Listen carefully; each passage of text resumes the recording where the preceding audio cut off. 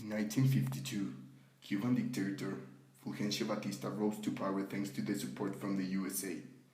But people were unhappy with this increasing corruption, brutality, and inefficiency within the government. In 1958, Fidel Castro took this opportunity to start a revolution supported by the Cuban people who were tired of the dictatorship. He started the movement on July 26. And as soon as 1959 came, Batista and his supporters fled the island. Castro and his band of guerrilla fighters entered Havana victorious on January 7. Castro quickly looked for a closer relationship with the Soviet Union and declared himself as a Marxist, turning the relationship between Cuba and the USA into mutual enmity. 2 years later, on October 1960, the USA placed an embargo on exports to Cuba except for food and medicine after Cuba nationalized American-owned Cuba oil refiners without compensation. And on February 1962, the embargo was extended to include almost all imports. And the purpose was to maintain sanctions on Cuba so long as the Cuban government refused to move toward democratization and greater respect for human rights. Our main objective is to demonstrate that Fidel and Raúl Castro have violated and are still violating most of the basic human rights. As a member of the United Nations, Cuba should have agreed to protecting the human rights in the country. But as it's not something the United Nations can force them to do, these dictators have done as they please. We want to bring the attention to the situation that is currently going on in the country by talking about how the conditions the Cuban citizens are living in and explaining how and why we believe human rights are being violated. During the first half of the 20th century, Latin America prospered from great development, and the Havana was one of the largest and most prosperous cities of that time. But in 1952, Batista executed a coup d'etat and exercised great repression against the opposing sectors in the poorer areas, causing a big part of the population to become illiterate. In the wake of the aforementioned problems, Cubans were trying to find a solution, and many believed that the only way to improve the situation was through armed struggle. From that moment, arms movement emerged. Many people supported these guerrillas hoping that they would bring the change to the country, and a revolution arose in 1959 and spread throughout the whole country, eventually emerging victorious from Batista's government. Many felt relieved with the changes that the revolution was about to bring, but alas, others distrusted Fidel Castro, who had been one of the leaders of the art movement and had the support of many people of the country, mostly due to his charisma and ability to convince the masses. He rose to power that same year, but he was incurrent and ignorant before the economic aspect, and considered the American private companies to be responsible for the problems of the country, and immediately began to execute a series of measures he believed would solve the issues. He nationalized almost every existing foreign industry and business on the island and created a series of structures and mechanisms that would preclude any opposition to the regime from any sector of the society. Over the years, the measures taken by Castro began to cripple and destroy the national economy, and in order to have the economic support from the USSR, devoted his time strengthening his power through totalitarian regime and political discourses to continue indoctrinating the masses. The country had become a dictatorship. There were no democratic elections. All religious or political demonstration was repressed. Freedom of press was prohibited. People had no right to speak out against the system, nor permission to leave the country. And cultural expressions were dictated by the Communist Party. In 1989, with the collapse of the Cuban socialist camp, Cuba would see the destruction of the country thanks to Fidel Castro. Although he had developed programs for education and health for everyone in the country, it wasn't enough to recover from the economic disasters, which prevented enough access to resources needed for a decent lifestyle, including food. As we mentioned before, what we want to demonstrate is that Fidel and Raúl Castro have violated human rights since they rose to power. The Human Rights Watch, an international watchdog group, has accused Cuba of violating various human rights. These are the human rights that the HRW and us believe that have been violated. Arbitrary arrest and exile. The ninth article of the Declaration states that no one shall be subjected to arbitrary arrest, detention, or exile. It has been noted that the Cuban government has put many people in jail in order to keep movement and internal influences against their government in check.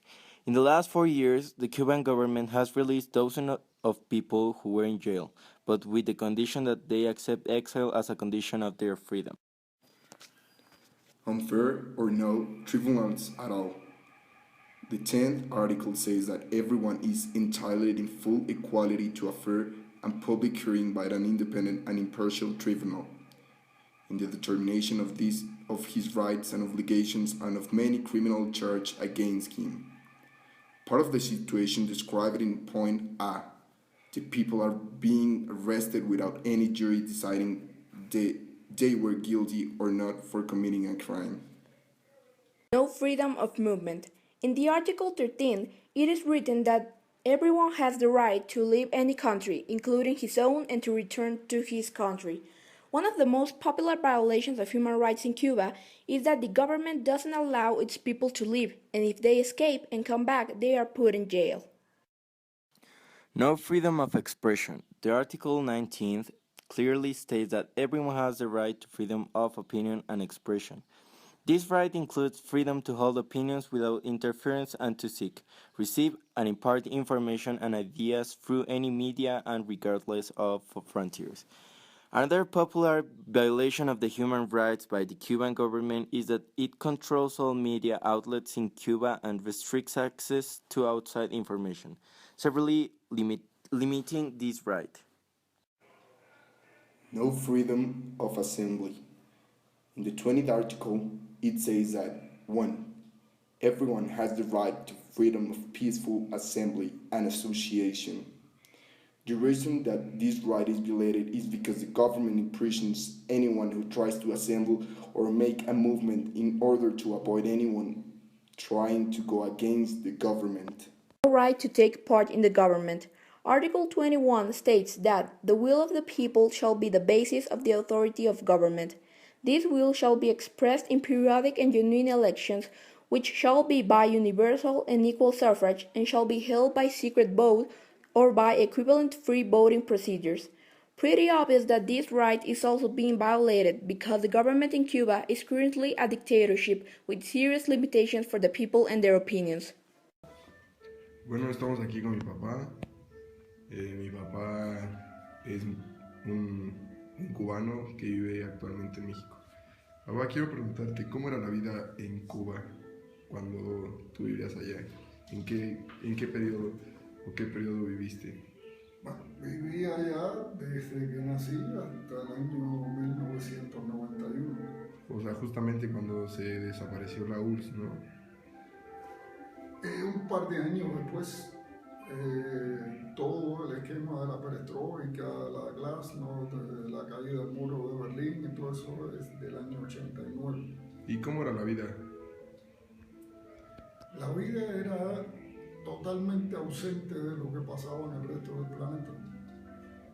Sí, y el esquema, todos los que han vivido en regímenes totalitarios y autoritarios, bueno, más que autoritarios, totalitarios, como el fascismo, el nazismo y el comunismo, pues lo conocen bien porque son sociedades donde no hay nada que decidir. Todo está prohibido y lo que no está prohibido es obligatorio. Entonces, es sencillamente sin muchas posibilidades para que el ciudadano decida qué va a hacer con su vida, ¿no? ¿Y cómo saliste de Cuba?